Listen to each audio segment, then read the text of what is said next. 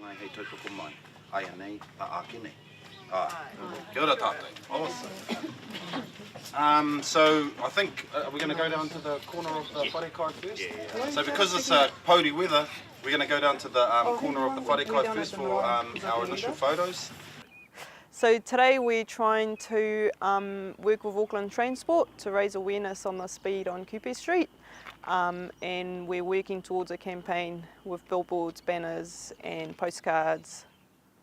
So what we really want is to raise awareness of what's going on Kupe Street. We have boy races all the time, people that just speed, and we want the community to start realising that Kupe Street has children, kaumātua walking around. We want it to be safe for our whānau. So here today to support this kaupapa, take some pics of myself and the whānau to promote safer journeys on our roads.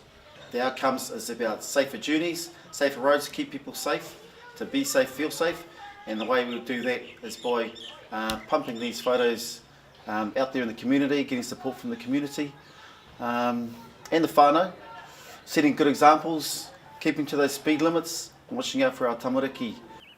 Whānau can contribute by continuing to deliver the same messages, slow down on Kupe Street, keep our kids safe.